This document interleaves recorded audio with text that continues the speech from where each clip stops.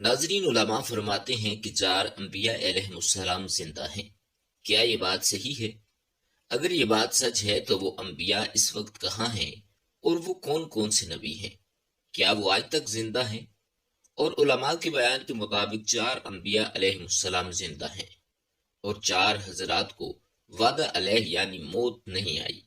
ان میں سے دو آسمان پر ہیں اور دو زمین پر، حضرت خضر اور حضرت الیاس علیہ السلام زمین پر، جبکہ حضرت عیسیٰ و حضرت ادریس علیہ السلام آسمان پر ہیں۔ حضرت خضر علیہ السلام سمندر پر، حضرت الیاس علیہ السلام خشکی پر منتظم ہیں۔ مورخین کے مطابق حضرت خضر علیہ السلام کی کنیت ابو العباس اور نام بلیا، اور ان کے والد کا نام ملکان ہے۔ بلیا سربانی زبان کا لفظ ہے، عربی زبان میں اس کا ترجمہ احمد ہے۔ محمد حسین طبطبائی کے مطابق اس کا اصلی نام طالیہ بن ملکان بن عبر بن ارخفشند بن سام بن نوح ہے، جبکہ حضرت خضر ان کا لقب ہے۔ حضرت ابو ہریرہ رضی اللہ تعالیٰ عنہ سے روایت ہے کہ رسول اللہ صلی اللہ علیہ وآلہ وسلم نے فرمایا کہ در حقیقت ان کو نام خضر نام اس لیے دیا گیا کہ وہ ایک بنجر زمین کے ٹکڑے پر بیٹھ گئے تھے تو اچانک وہ حصہ سبزہ میں لہلانے لگا، اس لیے لوگ ان کو خضر کہنے لگے۔ اس لحاظ سے خضر کے معنی سب چیز کی ہو لیے۔ حضرت خضر علیہ السلام حضرت ذوالقرنین کے خالہ زاد بھائی بھی تھے۔ حضرت خضر علیہ السلام حضرت ذوالقرنین کے وزیر اور جنگلوں میں علمبردار تھے۔ یہ حضرت سام بن نوح علیہ السلام کی اولاد سے ہیں، یعنی آپ بہت ہی اعلیٰ خاندان سے تعلق رکھتے تھے۔ آپ کے آباء و اجداد بادشاہ تھے۔ آپ کی نبوت کے بارے میں اختلاف پایا جاتا ہے۔ بعض کے مطابق وہ نبی ہیں، جبکہ بعض نے کہا کہ وہ ولی اور ایک عابد اور صالح ہیں۔ اللہ تعالیٰ نے ان کو علم خاص، ابدیت اور بہترین صفات کے ساتھ ذکر کیا، مگر ان چیزوں کے ساتھ یہ نہیں فرمایا کہ وہ نبی یا رسول ہیں، اور اس بات کا پتہ نہیں چلتا کہ آپ نے کس قوم کی ہدایت کا منصب سنبھالا ہوا تھا۔ لہذا حضرت خضر علیہ السلام اولیاء میں سے ایک ہیں، جن کو بعض نے نبی مانا۔ ارشاد خداوندی ہے کہ ہمارے بندوں میں سے ایک ہے جس نے ہم نے اپنی رحمت سے نوازا تھا اور جسے ہم نے خود ہی علم سکھایا تھا۔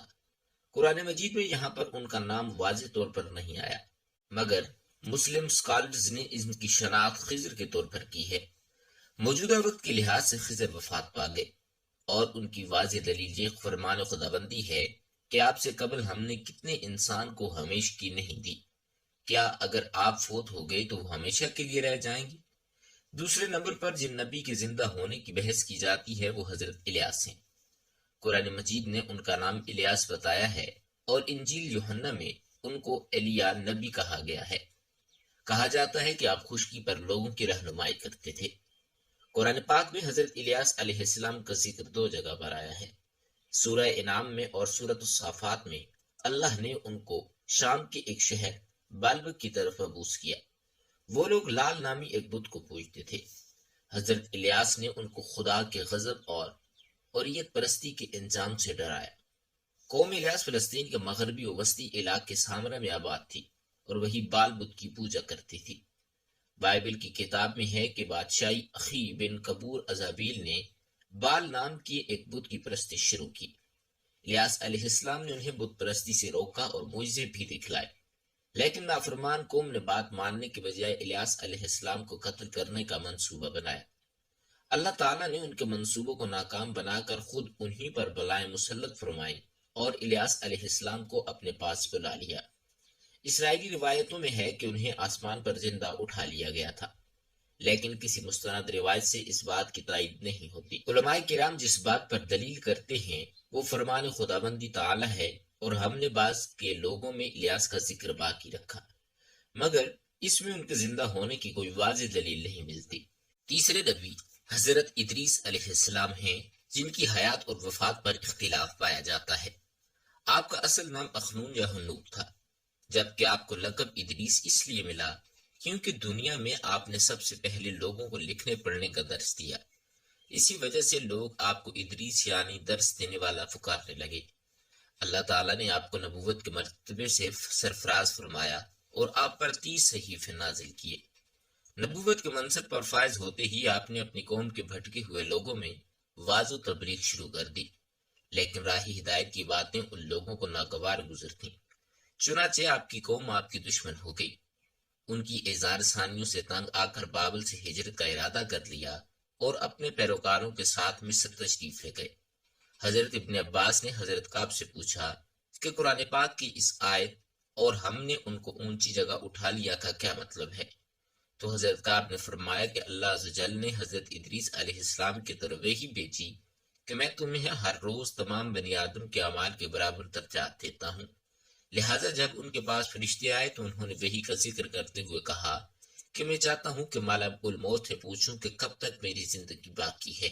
فرشتے نے حضرت ادریس علیہ السلام کو اپنے پروں پر اٹھایا اور انہیں لے کر آسمان کی طرف بلند ہو گیا۔ جب وہ چوتھے آسمان پر پہنچے تو ان کی ملک الموت سے ملاقات ہو گئی۔ حضرت ادریس کے دوست فرشتے نے ملک الموت بارے میں ذکر کیا تو اسرائیل علیہ السلام نے پوچھا اور حضرت ادریس کہاں ہیں؟ فرشتے نے جواب دیا کہ وہ میری پشت پر ہیں۔ اس پر ملک الموت نے حیرت کا اظہار کرتے ہوئے کہا کہ مجھے پروردگار کی طرف سے کہہ کر بھیجا گیا ہے کہ حضرت ادریس کی روح چوتھے آسمان پر قبض کر لو۔ تو میں نے سوچا وہ تو زمین پر تشریف فرما ہے، ان کی روح چوتھے آسمان پر کیسے قبض کروں؟ ابھی اسی سوچ و بچار میں تھا اور زمین پر اتر رہا تھا کہ وہ چوتھے آسمان پر تشریف لے آئے۔ پھر ملک الموت نے ان کی روح چوتھے آسمان پر ہی قبض کر لی۔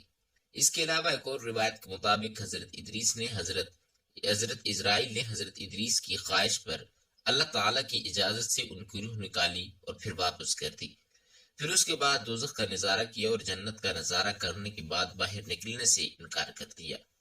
چنانچہ اب حضرت ادریس علیہ السلام چھٹے آسمان پر فرشتوں کے ساتھ عبادت میں مشغول رہتے ہیں، مگر اس سلسلے میں متفق حدیث یہ ہے کہ حضرت ادریس چوتھے آسمان پر ہیں۔